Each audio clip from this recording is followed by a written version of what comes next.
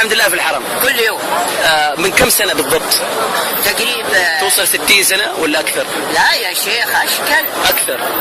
أقول لك على مدة عبد العزيز وأنا أشتغل هنا بريال. من ذيك الأيام وأنت كل يوم في الحرم؟ ما قد غبت ولا يوم؟ ولا غبت إلا كاني مريض. إن كاني مريض أقعد في بيتي ما أروح مستشفى. الله يعطيك الصحة. ما أروح مستشفى أبدا، أقعد في بيتي لأن الله يشفيني. الزمان القصة اللي جاتني قصة عجيبة. أعطينا قصة عجيبة حصلت لك في الحرم. أنا هذا السنة زقني واحد عند باب التعبان. نعم. وأنا حالتي تعبانة يعني وأنت مريض؟ ما تشوف. زقني وطحت على جنبي وانشقت الورك. لا إله إلا الله. لما انشقت الورك خديت ما كفي في يدي ولا نقضها خلاص غير شال وترك. شالوني للكبير وما قصر والعسكر جزاهم الله خير. شالوني وصليت الفرض وانا قاعد ودوني البيت، من البيت ودوني المستشفى عيالي ولا اني ما ادري عن نفسي ولا رمضان مقبل باقي 3 أيام. قلت يا عيالي مقبل رمضان والمستشفى يرمون هذه المخدرات ديك وش اسمها مغذيات ولا قال لا اصوم الحين تفطر بعدين تفطر. طيب بس غلق برنامج وروح شيل اوراقك. قال ايش؟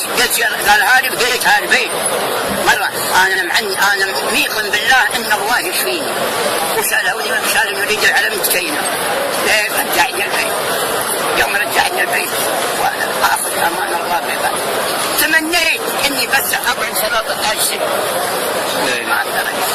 بعدين الحمد لله صبرت ليوم 21 في رمضان يوم صلي الفرض الجمعه وقاعد سبحت وجاتني نعسه كذا وانا متكي كذا نعسه. وجاني واحد قلت حياك الله يا ابو فلان. قال انا ماني ابو فلان. عليت وبعمار ما شفت من الحوم شيء. وجاء ولصق على جنبي هنا على يساري يشهد الله ولقى وجهه زي ما لقى. انا قعدت ما قلت الا مستقبل الجبل. ودخل واحد وانا نابض بس كنت ويوم اني صحيح قلت يا رب ايضا قلبي انه مليء. قلت يا رب يا جابع العظمه كثير اشغل لي عظم.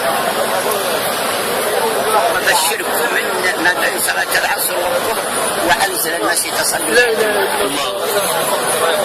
الله اكبر يا اخي.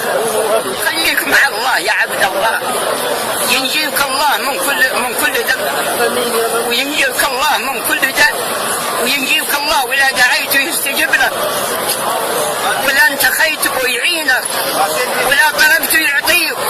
ما هو بخيل يده مبذوله بالعطاء اناء الليل وناء النهار. الله اكبر يا اخي.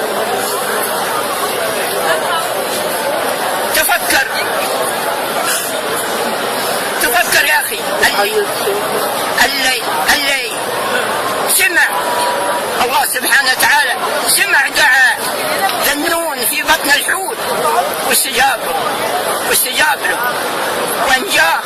وتفكر فأيوب اللي مسها المرض لين حتى الدود مشى على شفت. قال ربي إن مسني الضر وانت ارحم الراحمين. ما قال ربي اجد اعطني عماره ولا عمارتين. اشفاه الله اكبر. وهذا كان جاه الله دعوه وميل عنه وهو اقرب اليهم من كل شيء. تفكر يا عبد الله في امور كثيره. تفكر اخواني ايها الاخوان تفكروا كيف الله جمل الارض بجبالها وبوديتها وبانهارها